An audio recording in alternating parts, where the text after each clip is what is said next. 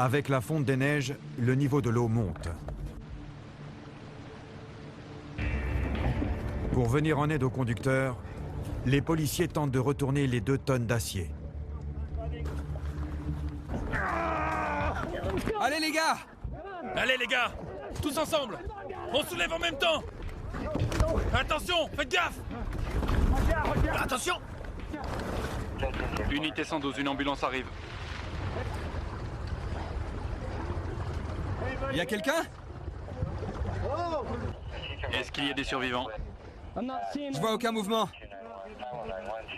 Malheureusement, la police est arrivée trop tard. J'y crois pas. La conductrice était visiblement morte depuis un certain temps. Nina Mortensen, de l'équipe médicale, est également sur les lieux de l'accident. Quand je me suis ruée sur les lieux et que j'ai vu la voiture retourner, j'étais sûre qu'il n'y aurait aucun survivant. L'avant était complètement enfoncé. Tout ce qu'on voyait, c'était les airbags qui flottaient dans l'eau. Je ne l'oublierai jamais. J'ai regardé les policiers et les pompiers et je me souviens que l'un des agents qui pataugeait dans l'eau, quasiment jusqu'à la taille, a regardé à l'intérieur et a dit « Mon Dieu, il y a un bébé dans la voiture. » C'est pas vrai. Il y a un bébé. À ce stade, on ne savait pas si l'enfant était encore vivant. Mets ta main ici! Il fallait le tirer de là le plus vite possible. Une personne a déjà perdu la vie dans l'accident. Et les agents craignent de retrouver un nouveau corps dans la voiture.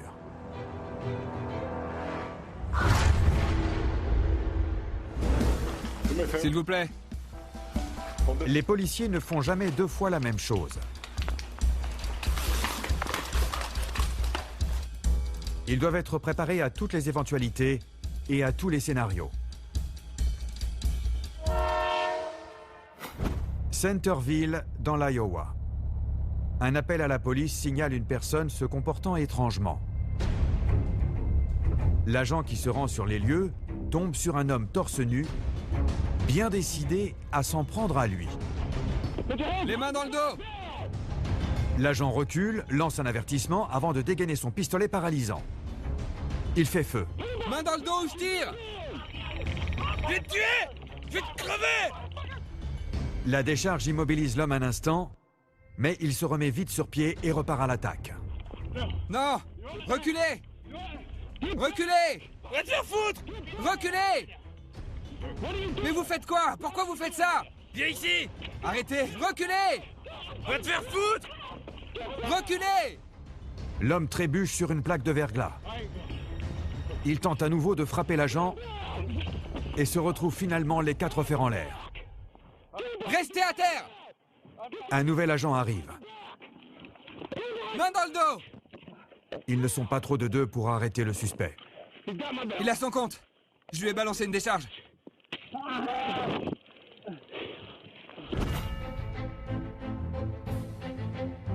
La police du comté de Pasco, en Floride, poursuit un homme qui vient de frapper une femme. À terre ou c'est le taser! À terre!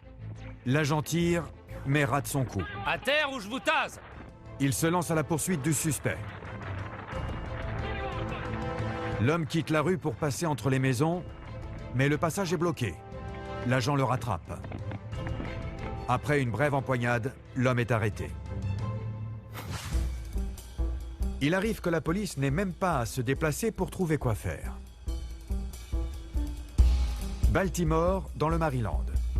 Ces agents se sont garés pour bavarder, mais ils ne vont pas profiter longtemps de leur pause. Leur caméra embarquée filme un véhicule qui leur fonce dessus.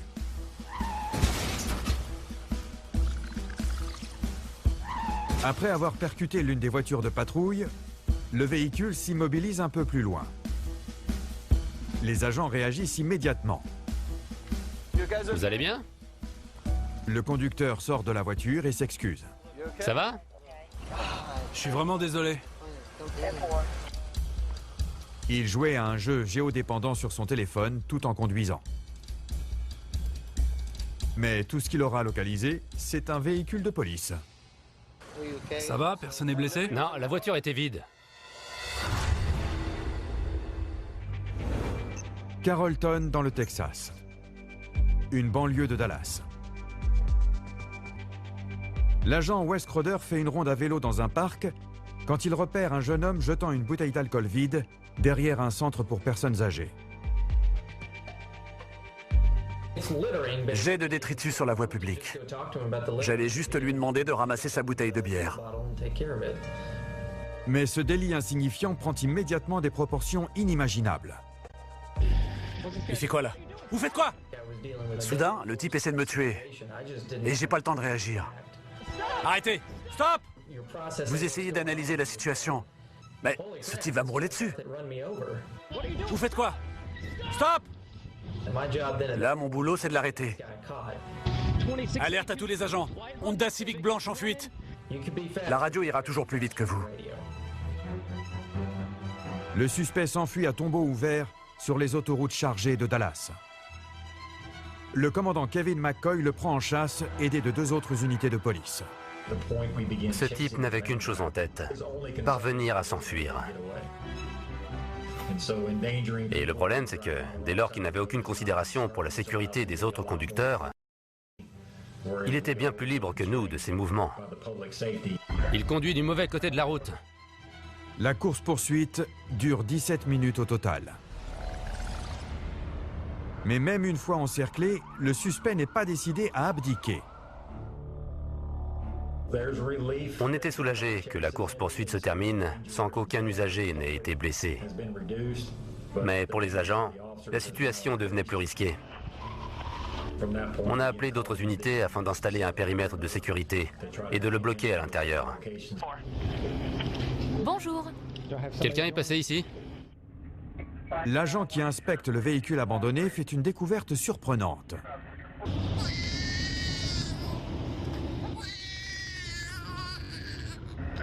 Il y a un enfant dans le véhicule. Honnêtement, j'étais furieux qu'on puisse mettre ainsi en danger la vie d'un enfant. C'était stupide. Ça ne valait absolument pas la peine. Tous les agents présents sur les lieux avaient des enfants. On était tous choqués qu'on puisse faire prendre un tel risque à un bébé. Et on s'est dit que si cet homme était capable de mettre en danger la vie de ses proches, c'est qu'il fallait vraiment s'en méfier. Au bout de quelques minutes, les agents localisent le suspect qui se cache dans un café voisin. On a fait sortir la plupart des gens par la porte arrière. Il n'y avait plus que nous. L'un des agents a commencé à lui parler à travers la porte. Sortez de là tout de suite. Pardon? Je suis en train de pisser. Vous faites quoi? Le problème, c'est qu'on ne savait pas du tout ce qu'il voulait. On savait seulement qu'il était prêt à mettre en danger son enfant pour nous échapper. Police, sortez immédiatement. On veut vous parler. On ne savait pas jusqu'où il était prêt à aller pour s'enfuir. Je veux voir vos mains. Ouvrez la porte. Tu veux des menottes? Il a accepté d'ouvrir le verrou. On l'a entendu le faire. Mains en l'air. Je veux voir vos mains. Je veux voir vos mains. Les 2 mains. Pouce levé. Retournez-vous vers moi, les mains en l'air. Tournez-vous, les mains dans le dos. Tournez-vous! Maintenant que le suspect est maîtrisé, les agents vont essayer de comprendre pourquoi il tenait tant à leur échapper. Arrête de bouger. Quand je l'ai fait entrer dans la cellule, il a levé les yeux vers moi. Je l'ai regardé en secouant la tête. Et il m'a dit « Désolé, je suis sous le coup d'un mandat d'arrêt ». Plus préoccupé par son sort que celui de son jeune passager, l'homme a de la chance que son bébé soit indemne. Il a fait des choix qui non seulement l'ont conduit en prison à cause du mandat d'arrêt, mais l'obligeront à y rester encore plus longtemps à cause des nombreux crimes et délits dont il s'est rendu coupable.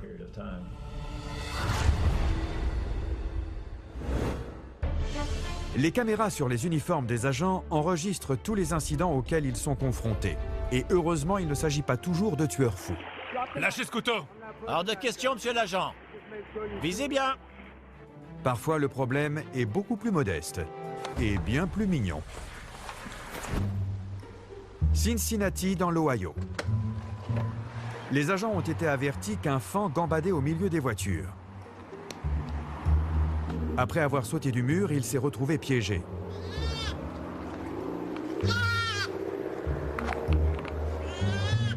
L'agent tente de calmer le jeune daim. Tout va bien, mon grand, tout va bien.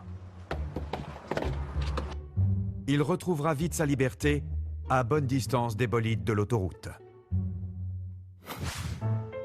On dit que le chien est le meilleur ami de l'homme. Malheureusement, il lui arrive aussi d'être son pire ennemi pour lui-même. Cedar Hill, au Texas. La police est appelée pour venir en aide à un dog allemand en très mauvaise posture. Comme ses maîtres étaient à la campagne, l'animal s'est dit qu'il allait lui aussi partir en balade en se faufilant sous la palissade. Il va se déchirer la peau. Mais le voilà maintenant coincé dessous. J'espère qu'il préférera s'enfuir plutôt que de nous sauter dessus. Les agents s'empressent de défaire les planches en bois avant que le chien ne se blesse davantage l'abdomen. Voilà, tout va bien. Enfin libre, comme la scie. C'est bon. Et voilà. J'espère que vous vous y connaissez en chevaux. Worcester, dans l'Ohio. Des agents s'occupent d'un attelage livré à lui-même. Ils essaient d'abord d'arrêter le cheval en agitant les bras. En vain. Je rêve. L'un d'entre eux a alors une inspiration soudaine. Il saute dans l'attelage.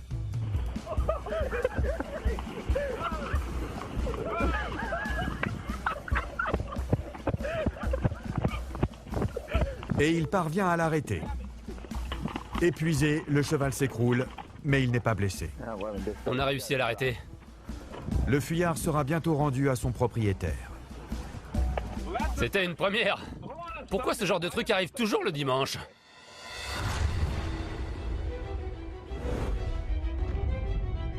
Spanish Fork, dans l'Utah. Unité 112, une ambulance arrive. Y a quelqu'un? Les équipes d'intervention d'urgence viennent de découvrir un bébé à l'arrière d'un véhicule accidenté. Il faut qu'on le sorte de là. Le véhicule est immergé dans l'eau glacée depuis presque 14 heures. Les chances que l'enfant soit toujours vivant sont infimes. C'est bon. Tu l'as? Fais-le passer par le haut. Dès qu'ils ont vu qu'un bébé avait été victime de l'accident, ils se sont dit qu'ils devaient faire tout ce qu'ils pouvaient pour le sortir de là. Allez, on le sort de là. Allez! Le bébé se retrouve dans les mains de l'agent Jared Warner. Comme elle était inconsciente, qu'elle ne pleurait pas, il s'est rué vers l'ambulance. Allez! Voir son corps inerte, ça m'a fait un choc. Il fallait qu'on fasse quelque chose, et vite. Allez, on y va. L'ambulance file pour l'hôpital le plus proche, alors qu'à l'arrière, Nina et l'agent Warner tentent de sauver le bébé. Allez, ma puce. S'occuper d'un bébé, c'est particulièrement éprouvant, parce que beaucoup d'agents ont des enfants en bas âge. Alors forcément, on s'identifie, on fait tout ce qu'on peut pour sauver l'enfant. La mère n'a pas survécu. Allez, ma puce. En la voyant sur le brancard, je n'arrêtais pas de me dire que ça pouvait être mon bébé étendu là, inanimé. Nina essaie d'abord de dégager les voies respiratoires de la petite. J'ai essayé les poires à lavement. Je sais que c'est efficace parce que je m'en sers avec mes enfants. L'agent Warner tente désespérément de trouver un pouls. J'ai rien. Sans succès. Il me faut des ciseaux. Désespérant de trouver le moindre signe de vie, il décide de déshabiller l'enfant. On l'a frotté de toutes nos forces. Allez, ma puce. J'avais peur de lui casser une côte en pressant trop fort, ou au contraire, d'y aller trop doucement. Est-ce que j'aggrave son état? Est-ce que je l'aide? J'ai besoin d'oxygène, elle ne respire pas. Allez, ma puce, allez! Pour l'heure, ils ne savent toujours pas si le bébé est vivant.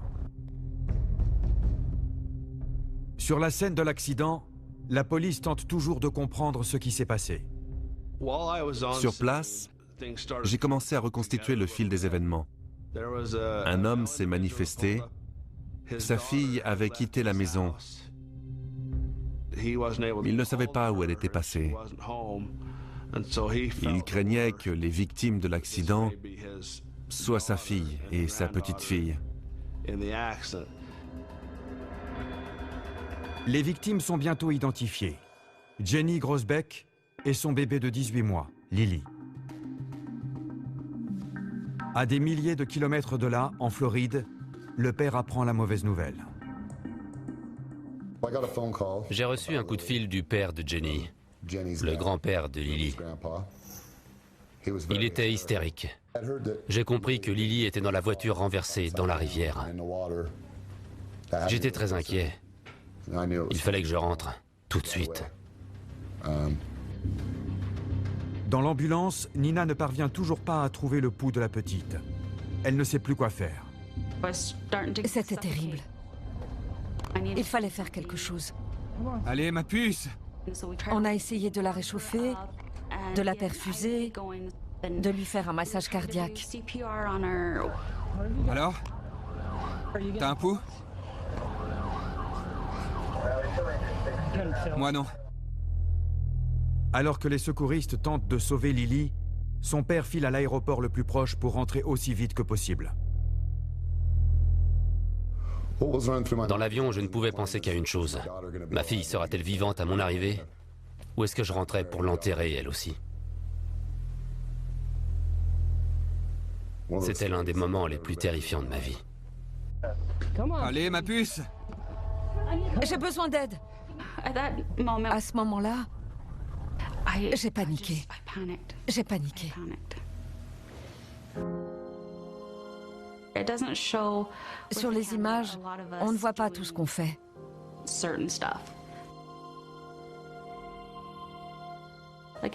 On ne voit pas non plus ma collègue. Elle s'apprêtait à la recouvrir d'un drap.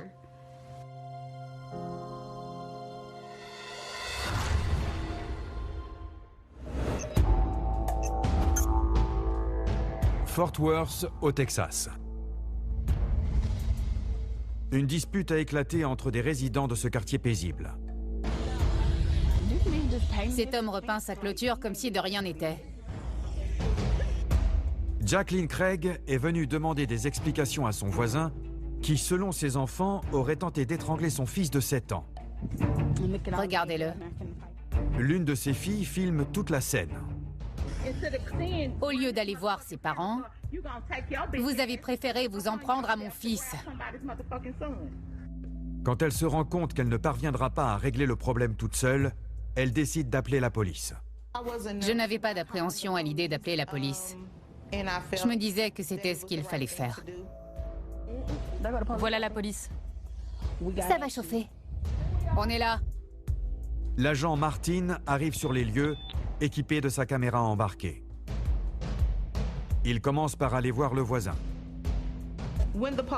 Quand l'agent est arrivé, je me suis dit qu'il allait essayer de comprendre le problème. Bref, protéger et servir. Après avoir entendu la version du voisin, l'agent Martin vient recueillir celle de Jacqueline. Alors, qu'est-ce qui se passe? Mon fils et ma fille sont rentrés à la maison en me disant que cet homme avait tenté de les étrangler. Je suis allée lui demander « D'où tu poses les mains sur mon fils ?» Il m'a répondu qu'il avait jeté un papier et qu'il lui avait demandé de le ramasser, que mon fils avait refusé, qu'il l'avait défié et que c'est pour ça qu'il l'avait étranglé. Peu intéressé par les accusations de Jacqueline, l'agent entreprend de la sermonner sur la façon dont elle s'occupe de ses enfants. Vous lui avez pas appris à pas polluer? J'avais du mal à en croire mes oreilles. Vous lui avez pas appris à pas polluer? Je trouve qu'il aurait surtout dû s'intéresser au fait qu'on avait tenté d'étrangler un mineur. Il n'a aucune preuve que mon fils a jeté quelque chose. Et de toute façon, ça ne lui donne pas le droit de le toucher. Et pourquoi pas? Parce que Si ce n'est pas un problème que mon voisin étrangle mon fils, alors ça veut dire que la vie de mon enfant n'a aucune valeur. Vous savez pas comment je l'éduque. Et c'est pas parce que vous enseignez quelque chose à vos enfants qu'ils obéissent quand ils sont tout seuls. Pourquoi vous criez? Je commençais à me sentir coupable en tant que mère. Comme si on me reprochait de ne pas être là pour mon fils.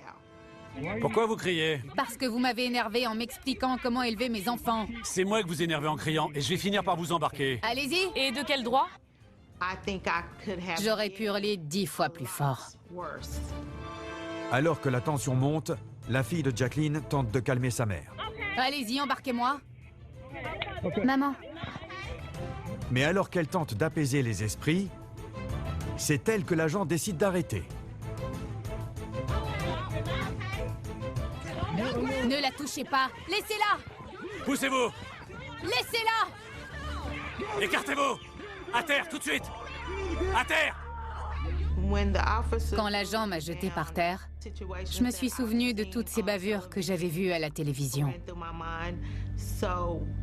Et je me suis dit que je ne voulais pas que mes enfants me voient endurer ce genre d'humiliation.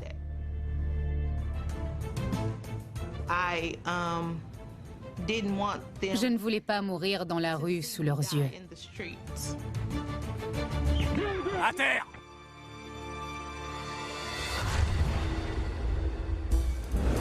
Les automobilistes constituent une grande partie du travail des policiers. Ils sont confrontés tous les jours à des incidents liés au trafic. J'y crois pas. Certaines personnes n'ont de contact avec la police Sortez les véhicules. que quand elle les contrôle. Et pourquoi je devrais sortir de la voiture? Pourquoi? Houston, au Texas. Le conducteur est là. Les policiers s'occupent d'un accident de la route. Signalés par les gyrophares de leur véhicule, ils travaillent en sécurité sur le bas-côté, ou du moins c'est ce qu'ils croient.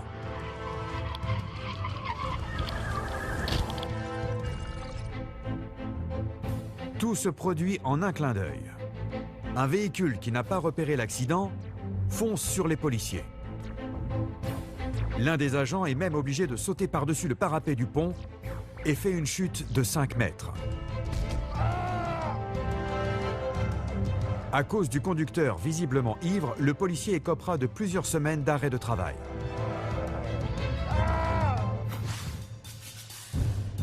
Littleton, banlieue de Denver, dans le Colorado. Un shérif s'est arrêté pour prêter assistance à un automobiliste sur le bas-côté. Il se dirige vers la portière côté passager pour parler au conducteur. Mais ce dernier est déjà en train de sortir. Je fais le tour. Le shérif fait donc demi-tour.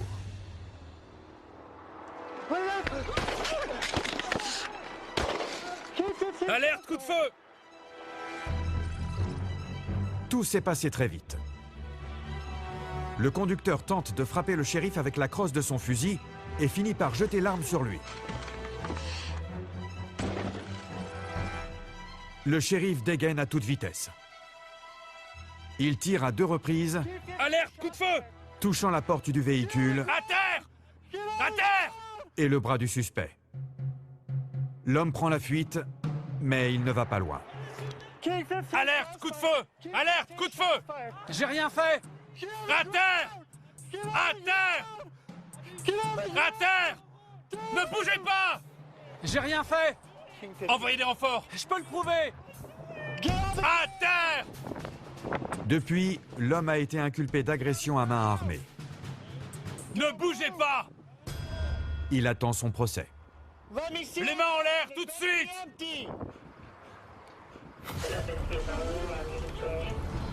Miami, en Floride. Les policiers s'affairent autour d'un véhicule enflammé retourné sur le toit. Quelqu'un est encore à l'intérieur. Attends, fais attention.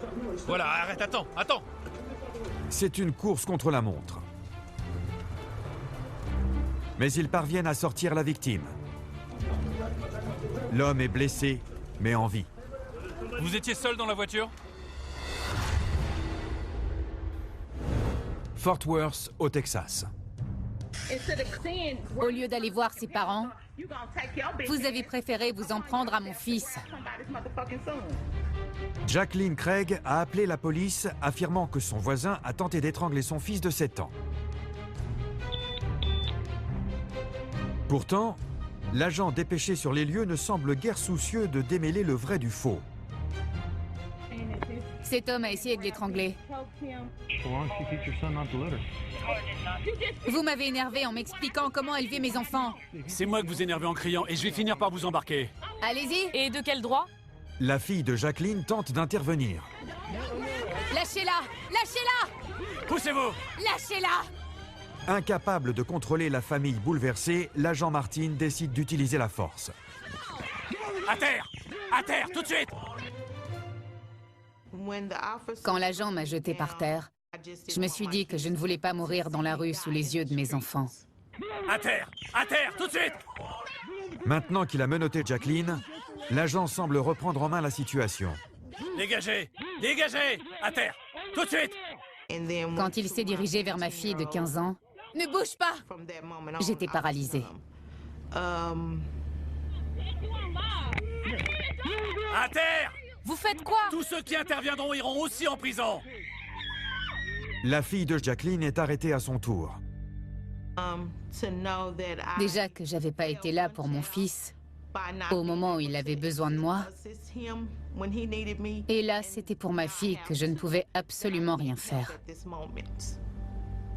Forcément, ça m'a complètement brisé le cœur. Je t'embarque aussi! Au secours! Pitié! En tant que parent, ne pas pouvoir venir en aide à ses enfants, c'est comme si votre vie ne valait rien. Elle a 15 ans, bon sang! 15 ans! Monte dans la voiture! Je veux pas! Pour moi, ne pas être capable de les protéger, c'était comme si j'étais morte. J'ai tout enregistré! Tant mieux! J'ai enregistré tout ce que vous venez de faire! Tous les coups que vous leur avez donnés! Je vous embarque aussi! Je m'en fous! Donne le téléphone! Tiens! Prends-le! C'est une pièce à conviction! Arrêtez! Donnez-le-moi! Vous avez pas le droit! Continuez, je vous embarque! Il a pas le droit! Alors que 2 membres de la famille Craig sont déjà menottés, l'agent décide d'en arrêter un 3e. Quand je me suis rendu compte qu'ils embarquaient un autre de mes enfants, j'ai eu l'impression de me retrouver en plein cauchemar. Je n'arrivais pas à y croire. Vous vous en tirez pas comme ça!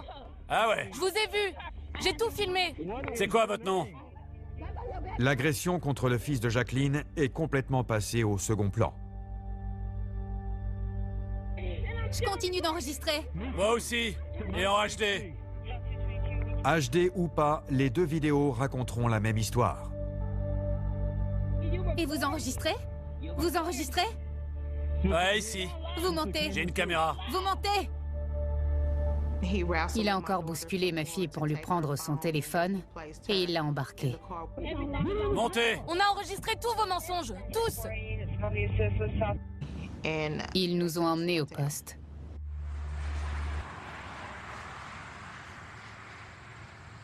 Se retrouver dans une cellule froide et crasseuse, c'est déjà terrible. Mais s'y retrouver avec sa fille, c'est encore pire. L'avocat de Jacqueline sait que cette affaire ne pourra être jugée que sur la base des images parfaitement neutres enregistrées par les caméras. Une cour de justice américaine considère par principe que la parole d'un agent des forces de l'ordre est plus fiable que celle d'un citoyen. Les images des caméras embarquées donnent aux jurés une chance de savoir ce qui s'est vraiment passé. Jacqueline et ses filles sont accusées de troubles à l'ordre public et de refus d'obtempérer. Le plus effrayant, c'est que sans les images, Jacqueline Craig aurait sans doute été condamnée pour les crimes dont l'accusait l'agent William Martin. Tous les policiers ne sont pas mauvais. Et je ne les tiens pas pour responsables des actes d'un seul de leurs collègues. Mais en tant que parent, je commence à me demander si j'ai bien fait d'appeler la police.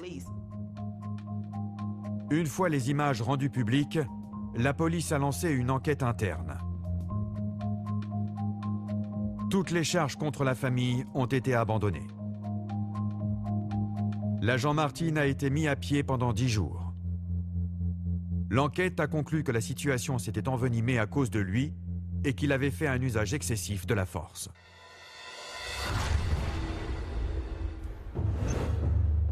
Santiago, capitale du Chili. L'une des plus grandes villes des Amériques. Une explosion vient d'avoir lieu. Les policiers dépêchés sur les lieux découvrent un immeuble effondré. Parmi les premiers arrivés, le sergent Raúl Yanez et le caporal Rafael Adasme. Faites attention où vous marchez. On serait cru dans un film de guerre. Des éclats et des blocs de béton volaient dans tous les sens. Je me suis dit qu'il devait y avoir encore beaucoup de gens dans l'immeuble, qu'il y aurait de nombreux blessés et de nombreux morts. En examinant les lieux, les secouristes comprennent vite dans quoi ils ont mis les pieds.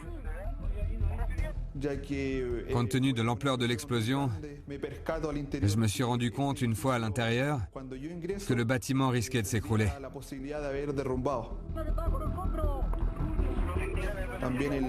L'odeur de gaz était si forte que j'ai eu du mal à entrer.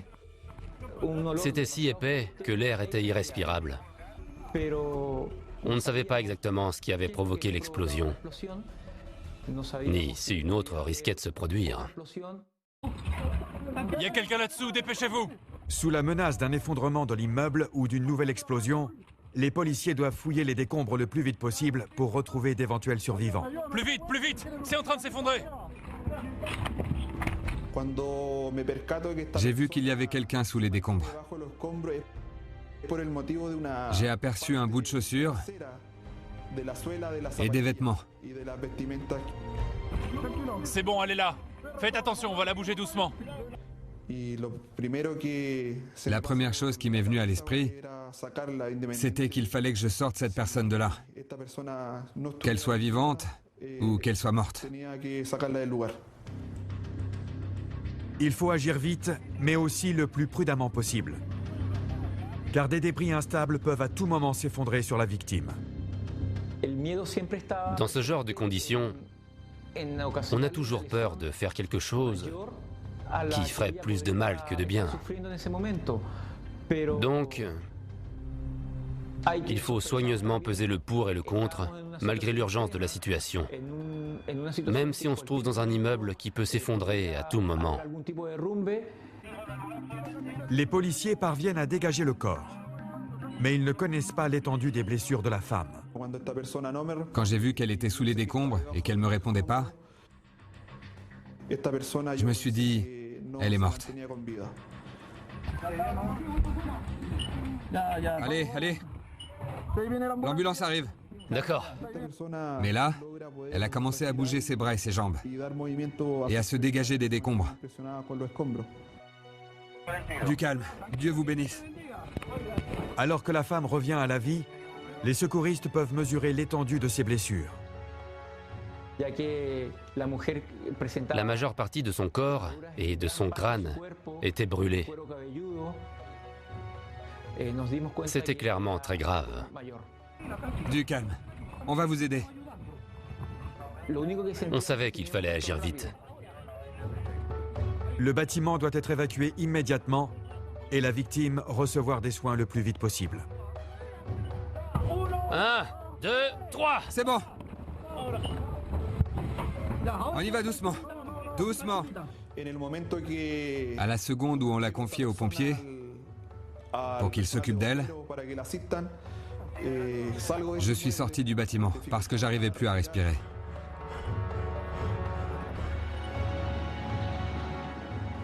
Je crois pas être un héros. Mais je trouve ça gratifiant de venir en aide à ceux qui en ont besoin. Raphaël ne pense pas être un héros. Mais les actions que les caméras ont enregistrées prouvent le contraire. 1, 2, 3.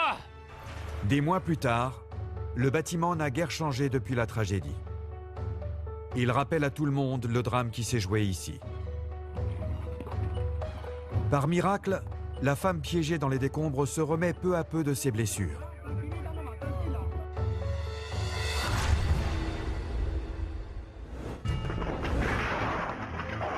Je vais vous taser. Les armes étant en vente libre aux États-Unis, pratiquement tous les policiers sont eux-mêmes armés. À terre, les mains en l'air! Depuis 2014, plus de 12 000 personnes ont été tuées par arme à feu chaque année. Un chiffre qui ne cesse d'augmenter. Lâchez votre arme! Comté de Volusia en Floride. Où a lieu précisément l'incident? Les policiers s'occupent d'une dispute conjugale. Dès leur arrivée sur les lieux, ils entendent des coups de feu.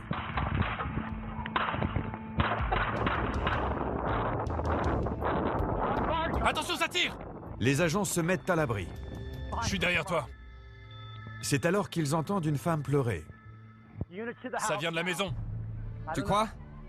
Au secours! Si, ça vient de la fenêtre de la chambre. Je suis touchée! Les agents se souviennent de leur entraînement et ils se ruent au secours de la femme. Sortez!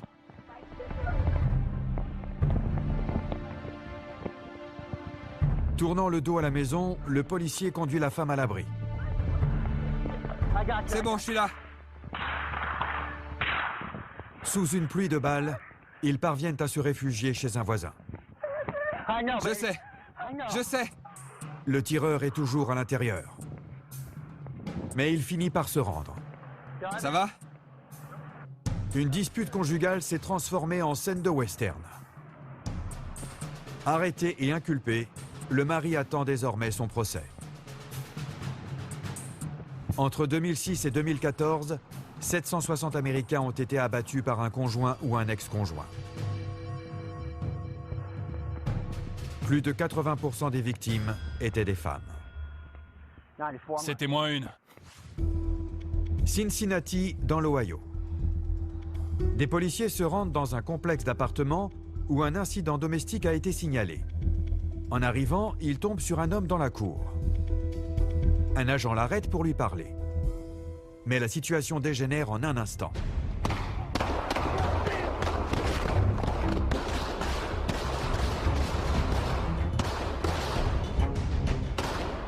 Malgré le feu nourri,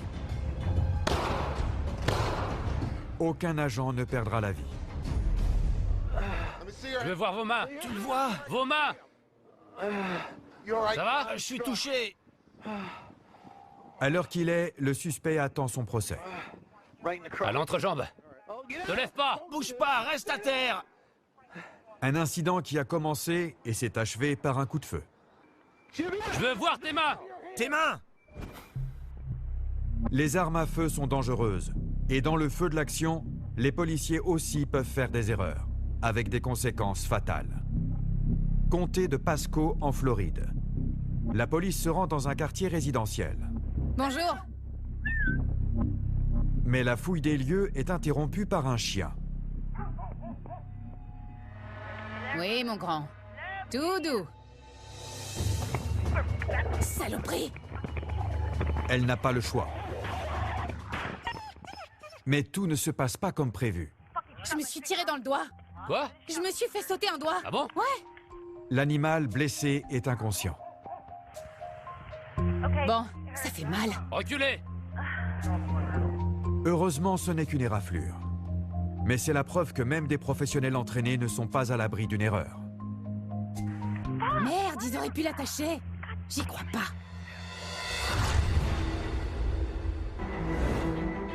Spanish Fork, dans l'Utah. Une voiture gît sur le toit dans les eaux glacées d'une rivière en crue. Eh oh! Y a quelqu'un? La conductrice est morte. C'est pas vrai. Mais les agents ont trouvé un autre corps. Bon sang. Il y a un bébé.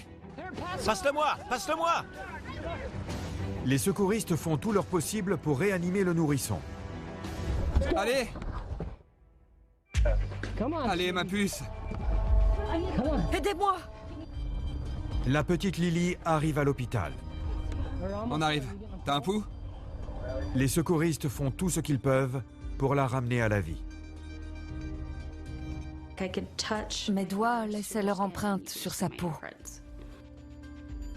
Je n'avais pas le moindre signe vital. Je ne sentais rien. On a une fois de plus cherché un pouls. Allez, ma puce. On avait un semblant de pouls sur l'artère fémorale, dans la jambe. Mais c'était vraiment très léger.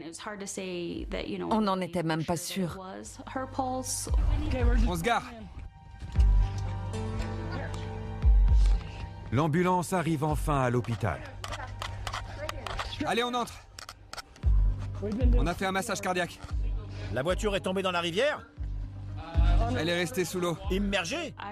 À la seconde où elle est arrivée à l'hôpital, je me souviens que je suis tombée à genoux et je me suis mise à pleurer. Je n'arrivais pas à me contrôler. C'était terrible de se dire que ce pauvre bébé innocent risquait d'avoir des lésions cérébrales et une vie ruinée à cause de ce qui s'était passé. C'était très dur pour moi. Très dur. Alors que Lily est entre la vie et la mort, son père arrive à l'hôpital. Elle était inconsciente.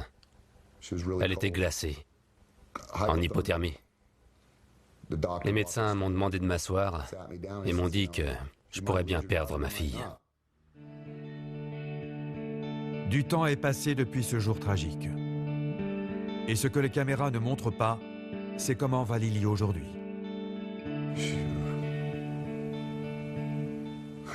Elle est en pleine forme.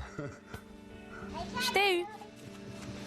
Aujourd'hui, c'est impossible de savoir qu'elle a vécu un accident si tragique. Elle est tout à fait normale. C'est très joli. C'est génial. À ton tour. J'ai des nouvelles par sa babysitter, qui est une amie. T'as vu? J'ai fait une tête rigolote. Ouais, elle est drôle. Elle est épanouie, elle est drôle. Elle a de magnifiques yeux bleus, de longs cils. C'est magnifique de la voir comme ça. De la voir agir comme n'importe quel enfant de 3 ans. J'ai vu beaucoup d'accidents, beaucoup de tragédies dans ma carrière. Mais cette histoire, je ne sais pas quel mot employer, mais je dirais que c'est un miracle. T'as gagné? Oui, j'ai gagné.